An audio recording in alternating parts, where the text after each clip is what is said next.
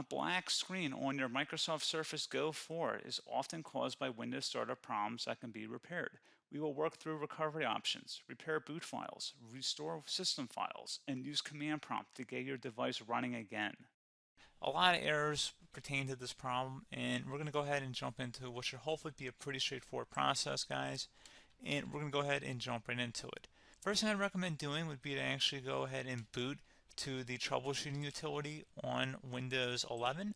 So if you do a hard power off 3 times in a row, Windows should automatically attempt to launch the startup prepare utility. And if it doesn't find anything, it will give you the option to select advanced settings, in which case it will take you to a screen that looks like this. Now, if it does not take you to a screen that looks like this, or you're unable to get to that, you can also download the Windows 10 Media Creation Utility, or Windows 11. They probably will make a creation utility for Windows 11 at some point. And it doesn't really matter, you can actually run the Windows 10 utility on Windows 11 as far as I'm aware. And you should be able to run the troubleshooting utilities built in within it. So you just would go ahead and download it to an ISO file and then burn it to a DVD or USB. It'd have to be about 4 gigabytes or more. It couldn't be a small USB flash drive, and it couldn't be a CD. It'd have to be a DVD. And then you'd boot your computer from it. So depending on the computer manufacturer, you'd have to tap a different key on your keyboard in order to launch that menu, in order to select what boot drive you want to go off of. So it could be anything between the escape key, F2, F8, F12, for example. And those are the function keys on the top of your keyboard. So you may have to just do a little bit of trial and error. Shouldn't take you more than a couple minutes. Googling it would probably be best before you even begin. But anyway, we're ready to go ahead and jump right into it. So we're on the choose an option page. So these will look very similar whether you're booting from it directly within Windows itself, or if you're plugged in a USB flash drive with the media creation utility installed and you selected the recovery option. So when you are setting up your Windows 11 installation or Windows 10, depending on the drive you're using, there should be an option to repair your computer in the bottom left corner of the dialog window, one of the first screens that comes up. You go ahead and select that, and then it would take you to a troubleshooting screen like you see here. And you want to go ahead and select troubleshoot, reset your PC, or see advanced options. And then there are going to be a whole bunch of options in here that we're going to explore in today's video. The first one, we're going to actually go underneath advanced options and then select startup prepare, fix problems that keep Windows from loading. So go ahead and select that first.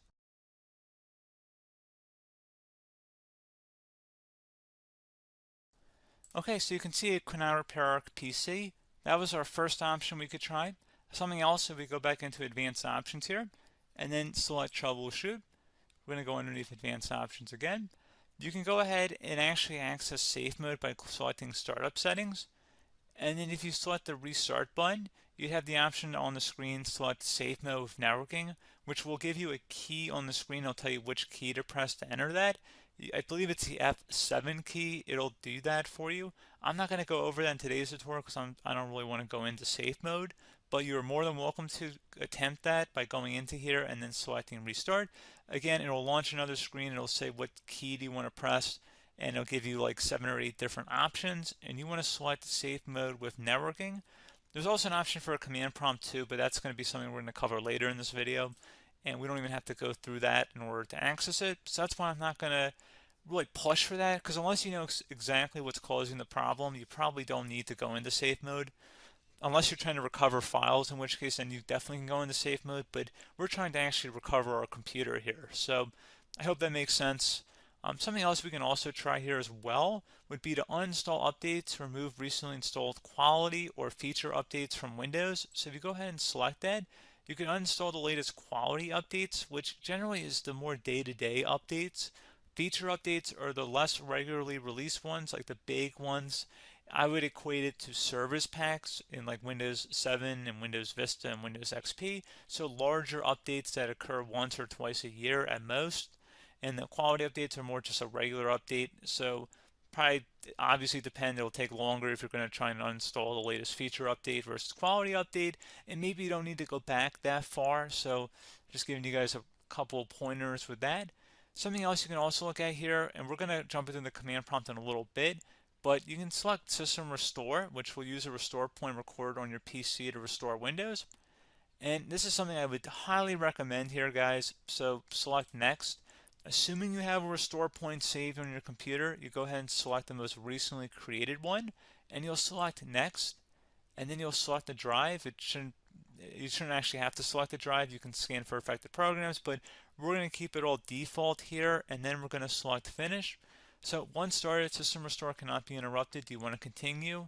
I think we're going to select yes. I don't think we have anything better to do on our computer right now, so just give it a moment here to initialize. It will take a couple minutes to run, obviously depending on how large your hard drive is and how much is saved on the system restore point.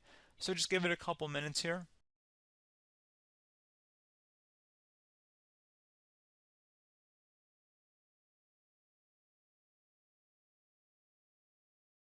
System has been restored successfully.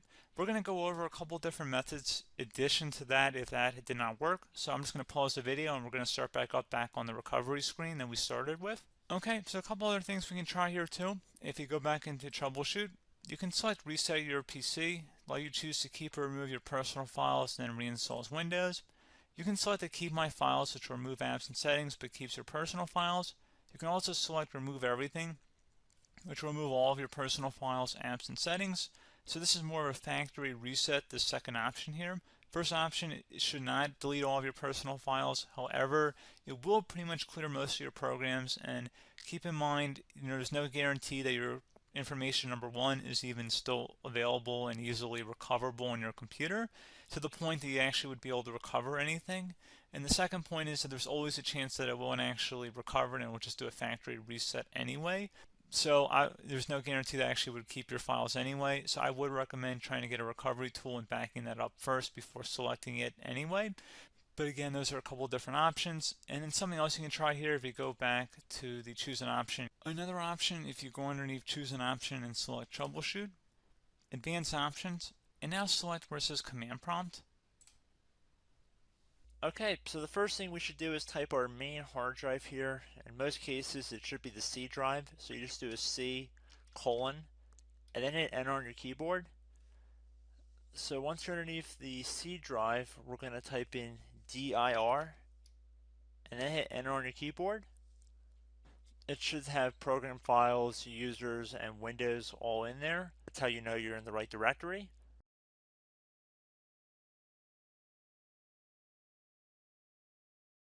In some cases, it might be the D drive as well, so just keep that in mind.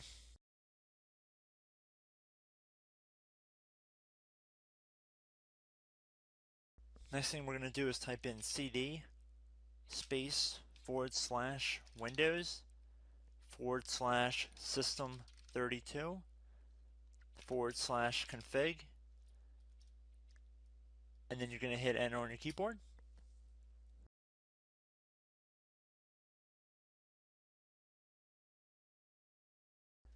So now you're going to type md space backup. If you've seen other tutorials, it might also say to put down md backup.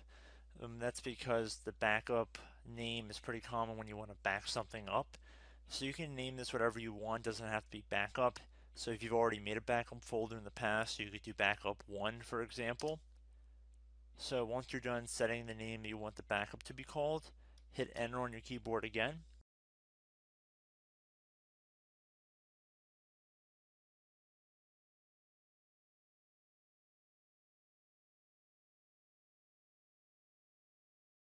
At this point you want to type copy, C-O-P-Y, space, then you want to do the star symbol above the 8 key, then do a period or a dot, whatever you want to call it, then another star sign, and then another space, and then type backup, and then hit enter on your keyboard.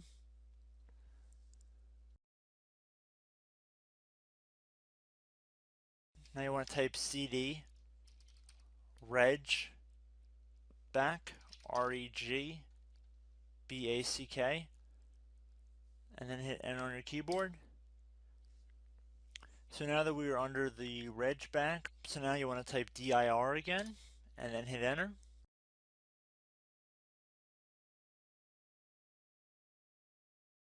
So now at this point we're going to type copy again. So copy, space, star sign, dot, another star sign, space, and then 2 dots. So we're going to type copy, space, star sign, dot, sign, star sign, dot, dot, and then hit enter on your keyboard again. So for overwrite, you want to overwrite all. So type A on your keyboard, so capital A, and then hit enter on your keyboard.